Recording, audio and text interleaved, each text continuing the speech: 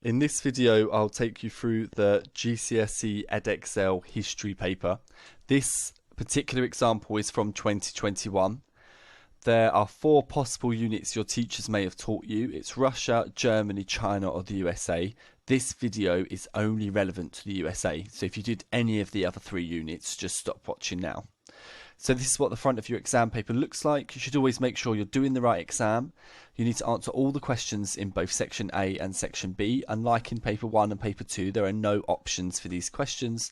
And the total amount of marks for this is 52 marks, which makes it worth 30% of your qualification. So the exam's split into 2 sections. Section A, which we'll go through now. So the first thing you have to do is study source A. Then there's a causation question. So I would recommend you always read the question first. So for section B, the question is give 2 things you can infer from source A about the reasons for opposition to the war in Vietnam. And then it says complete the table below to explain your answer. So the table's really simple. Source A says that it's from a newsletter published in 1969 by a campaign group opposed to the Vietnam War. And it says, while bankers and businessmen are making huge profits out of the war, the ordinary working people are made to pay. Young men who are forced to join the army pay with their lives. Our friends, brothers, sons are dying, and if that isn't enough, ordinary people are also forced to pay more taxes. The Viet Cong have won the war, but the US government still intends to stay in Vietnam for a long time. So, this is how I've structured it. What can I infer? That some Americans were being treated unfairly because of the war. And the detail in the source that tells me this is while bankers and businessmen are making huge profits, ordinary working people are made to pay. And here's how I want you to think about it. Take a quote from the source, stick it in the detail of the source that tells me this. So while bankers and businessmen are making huge profits, ordinary people are made to pay. Therefore, some Americans are being treated unfairly. That's what I can infer. And from the second one, we'll start at the end. The Viet Cong have won the war. That's a quote from the text. And I can infer that there was no point fighting anymore. So the 2 things I can infer is that some Americans are being treated unfairly and there's no point fighting anymore. And this is what the mark scheme looks like. So you just award 1 mark for each reference, and the second mark should be awarded for support in detail. So take a quote from the source. Okay, so here's the second question. Explain why the Vietnam War escalated under Johnson in the years 63 to 68, and then it gives you 2 things that you could write about: the Gulf of Tonkin incident and the Gulf of Tonkin and the Ho Chi Minh Trail. And I would suggest 3 paragraphs: point, evidence, explain, link. Remember, for every 4 marks, it's roughly a paragraph. So this is what the mark scheme looks like. And again, if you don't go beyond the stimulus points, then you can't get anywhere in the level bracket. So for level 2, you'll be restricted at 5. For level 3, you'll be restricted at 8. And you can't get into level 4. So this is my answer. So use this to revise the content and the exam structure. So the first reason that the Vietnam War escalated under Johnson was because of the Gulf of Tonkin incident. That's a really clear point. I'm taking the first bullet point from the stimulus. Johnson, a firm believer in domino theory, used the attack on the USS Maddox by the North Vietnamese as an opportunity to persuade Congress to support greater involvement of the US in Vietnam. This led to the Gulf of Tonkin resolution. It gave Johnson the authority to extend the USA's involvement in Vietnam. And now I'm going on to explain. So I've made evidence explain. So without this incident, it would have been difficult for Johnson to convince Congress to support further involvement. However, the attack on the vessel presented North Vietnamese as an aggressor that needed to be stopped. Therefore, now I'm linking it back to the question, the Gulf of Tonkin incident was a political measure used by Johnson to get involved. Second paragraph, I'm going to go for the second stimulus point. So the second reason that the war escalated under Johnson was because military supplies were flooding into South Vietnam along the Ho Chi Minh Trail. Clear point. This supplied the communists with weapons that were used against the USA. If this supply was stopped, then the war may have been won quickly. Therefore, Operation Rolling Thunder was used. 1 million tons of bombs were dropped in Vietnam, more than had been dropped on Europe. Now I'm linking it back to the question. Therefore, the war escalated under Johnson because Johnson wanted to end the supply of arms into Vietnam. So now I'm going beyond the stimulus points, and that will allow me in the mark scheme to get to the end of each of the levels. So the final reason that the war escalated under Johnson is because the NVA and the Viet Cong were being supplied with weapons and other military supplies by China and the USSR. To support the campaign and prevent all of Vietnam falling into communism, Johnson committed 200,000 troops to Vietnam, but this later increased to 500,000 by the end of his presidency.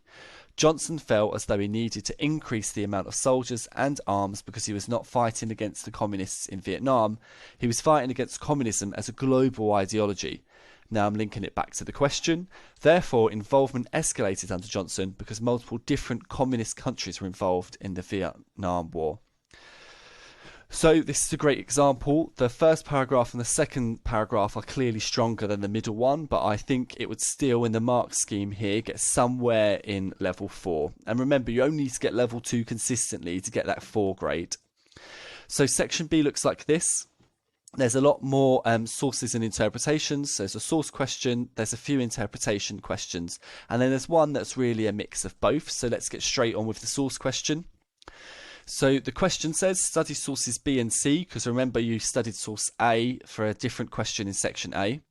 How useful are sources B and C for an inquiry into the position of black Americans in the 1950s? Explain your answer using sources B and C and your knowledge of the historical context. And it's really important there that you use your knowledge of the historical context, that you don't just use what's there. So let's go for the first one. And I know I'm looking out now for the position of black Americans in the 1950s. So this is a photograph taken by the Chicago Housing Authority. I don't have any knowledge on that, but that's okay. The CHA campaigned for improved housing in the cities. The photograph shows children playing in an alleyway in a black suburb of Chicago. And we can see from this alleyway here, like, it doesn't look very safe. It's not an appropriate place for children to play. Maybe they don't have refuge collection. Maybe people dump stuff there. This is source C. It's from an article in Jet magazine published in February 1954, and Jet was a national weekly news magazine aimed at black Americans. Since the University of Arkansas admitted its first black student 5 years ago, 203 black students have graduated. This year, during the graduation ceremony, 61 black students marched together with white students in the procession. The black students sat unsegregated amongst the white students and received their diplomas in alphabetical order. Most of the black students had studied education, with 2 having studied law. A senior member of the university said, 4 years ago, I was sure desegregation wouldn't work, but now I can say there has been no incident. I've reached the conclusion it is better this way. We should treat people all the same. And I could clearly see there that those 2 sources are about the position of black Americans and that they contrast each other really sharply. However, there's no need in the mark scheme to compare and contrast them. In fact, it's a bit counterproductive.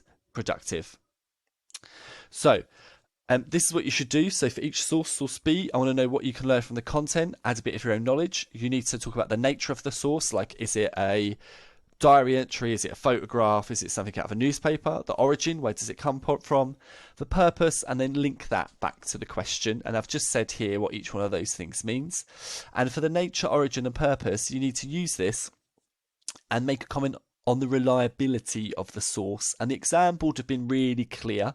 This comes from the examiner's report. So when analysing the reasons for different views and the interpretations, focus on their content.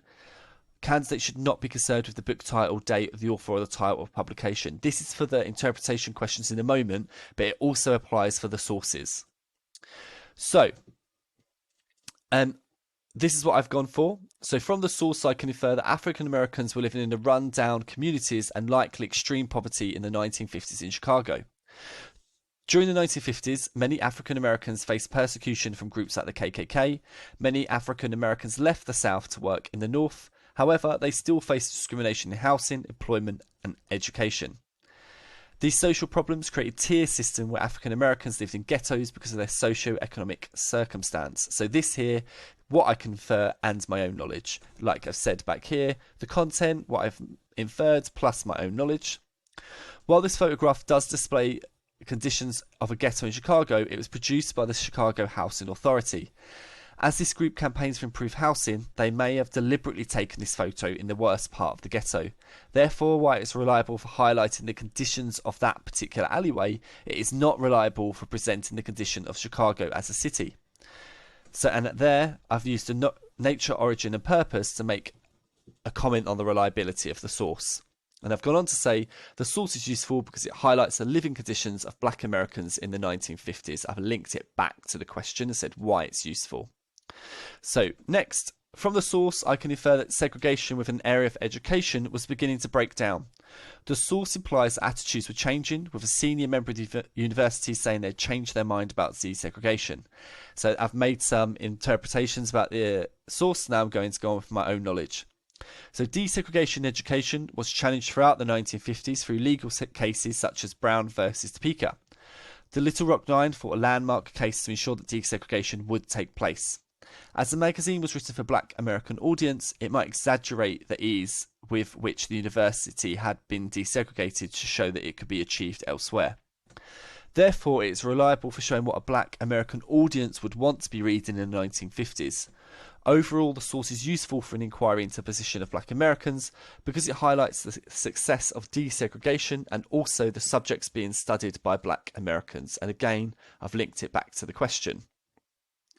And this is the mark scheme there. So to get into level 3 and get those 8 marks, judgments on source utility for the specified inquiry are given. That's why it's so important to link it back to the question after. And it says the sources are analysed to support the reasoning about their utility. Why is it useful?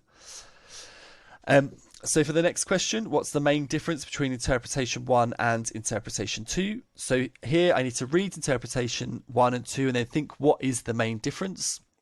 So if you want to, just pause it and read it now, but I'm going to go over the answer.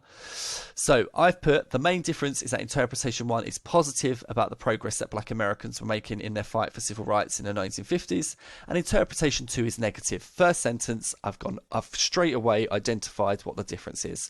Now I'm going to go on and say, give my evidence. So for example, interpretation 1 details the progress made in voting laws, fairness in employment and education. Interpretation 2, however, highlighted that black Americans usually lived in rundown areas. Black children went to schools which were worse in the schools that white children attended. Therefore, while they are both about the social lives of black Americans, one is negative and the other is positive. So it sort of mirrors the sources we've just looked at, these two interpretations. And just as a reminder, the source, according to Edexcel, is something from the time. The interpretation is normally made by a historian after the event. And I've been really careful here not to say why they're different. I'm just saying how they're different. And you'll see why the reason for that is. And to get to the top end of this mark scheme, I have to identify a key difference and support to show those key differences, which I've done. So the next question says, suggest one reason why interpretation 1 and interpretation 2 give different views about the position of black Americans in the 1950s. And really key here, it says you may use source B and C to help you explain your answer. So if I get interpretation 1 and the source and the interpretations and the sources and put them side by side, I can see the interpretation 2, the one that's negative, clearly links with source B, and interpretation 1, the one that's positive, clearly links with source C. So I can use that in my answer, and I'm going to show you my answer now. It's really simple. So the reason they are different is because they may have given different weight to different sources. For example, interpretation 1 may have taken details from source B, C to build their argument. As source C is positive about the progress in various different areas, the author of interpretation 1 would have reflected this in their interpretation. Interpretation 2 may have used information from source B to build its argument. As source B highlights the terrible living conditions, the author of interpretation 2 would have used this in their interpretation. As they give different weight to different sources, the overall interpretation is different. And it seems really simple, and that is completely acceptable according to the exam board. And here's the mark scheme. And it says there the interpretations may differ because they've given different weight to different sources. And then it just says I need to link up source 2 with interpretation 2 with source B and source C with interpretation 1, which we have done. So the final question is worth 16 marks plus for SPAG. At this point you're probably going to be running out. You don't need to get 16 marks out of 16 marks here to be able to get a grade 9 at this point if you've managed to get enough marks before. So some teachers say you need 2 paragraphs to agree, 2 paragraphs to disagree, and then one of your own in conclusion. There's no right or wrong way to do this. I'm just showing you the way that I've done it. So the question is how far do you agree with interpretation 2 about the position of black Americans? Explain your answer, and really, really key, you need to use both interpretations and knowledge of the historical context. If you don't do that, you're not going to get anywhere near the top of the mark scheme. So I'm just going to go for the my answer. I'll link it back to the mark scheme, and then we're going to talk about the examiner's report. So interpretation 2 argues that being African American was a serious social disadvantage in the 1950s. According to the interpretation, segregated schools were worse, and social activities like cinemas, hotels, and restaurants were inaccessible, as well as political and economic life being impacted. This interpretation is largely accurate, so I'm saying I agree with this now. Now I'm going to give my evidence, my knowledge. The Jim Crow laws enforced racial segregation in the South. In addition, black Americans experienced a lower socioeconomic status in agriculture and domestic service. The payment of a poll tax before registering to vote stopped many black Americans from accessing legal routes to change their lives via politics. The segregation in public areas was upheld by the Plessy versus Ferguson case, where separate but equal was firmly established under law. So there, I've said what interpretation 2 I agree with, and I've applied my own knowledge to say that I agree with it. Then we'll go to interpretation 1, because in the question, even though it says how far do you agree with interpretation 1, underneath it says explain your answer using both interpretations. So I've said, while interpretation 1 highlights the progress that took place in the 1950s, it was largely focused on the progress that had taken place in theory, but not yet in practice. For example, while Brown versus Topeka had abolished segregation in schools, it was not until the late 1950s that the Little Rock Nine tested that legislation. Further, while voting registration had increased, there were renewed efforts from the authorities to stop black people voting, like the grandfather clause, poll tax, threats of sacking. Therefore, the successful results mentioned by the interpretation were largely successful on paper, but not in practice. Then I'm going to give some of my own. The events at Little Rock 9 highlight the inequality that still existed post Brown versus Topeka segregation. Local politicians used state's guardsmen to stop the 9 black students entering. This highlights the position of black Americans were still seen as inferior by the local government in the South. It wasn't until Eisenhower used the National Guard that the 9 students eventually gained entry. Even then, the students faced a bomb threat. Further, local politicians closed every school to prevent desegregation. Therefore, African Americans occupied a position of lower socioeconomic status, and their hard-fought wins were challenged at every level, even by senior politicians. So I've agreed with interpretation 1, agreed with interpretation 2, disagreed with interpretation 1, given my own events, and now I'm going to sum up. So overall, I agree with interpretation 2. Black people did occupy a low socioeconomic position compared to their white counterparts. While interpretation 1 considers some of the wins, they are often wins on paper. The Little Rock Nine even proves that these wins were not easy and in practice did not work. While African Americans did make some progress in the 50s, it was small, and they were at the start of their civil rights journey. So if we take this to the mark scheme, that may not get into level 4, but it would definitely get into level 3, and I would get 4 out of 4 for the SPAG there. And I'll just let you pause it to read the mark scheme if you want. And there's just a few things from the examiner's report about this question, because there's so many misconceptions. It's worth 20 marks. Your paper's worth 52, so this is a really important question. So some of the things that the principal examiners have said is that if you use your knowledge to help them decide on the validity of the views selected from the interpretation, so according to your knowledge, which one do you agree with and why? Successful candidates were not only able to identify the gist, but also to pick apart details into the interpretations to show how the details were valid using their own knowledge. And I don't think that I did that there, that I've picked out any of the details. It's expected that candidates will reach a judgment when answering this question, and the stronger candidates develop their evaluation throughout the answer, creating a consistently argued evaluation. And I think I probably have created a consistently argued evaluation there. Candidates are expected to demonstrate precise analysis of interpretation, indicating how the differences are conveyed. And some candidates look to compare the different views directly and used both interpretations throughout their response. So, feel free go back and through this video, use it to revise the content and the structure of your questions.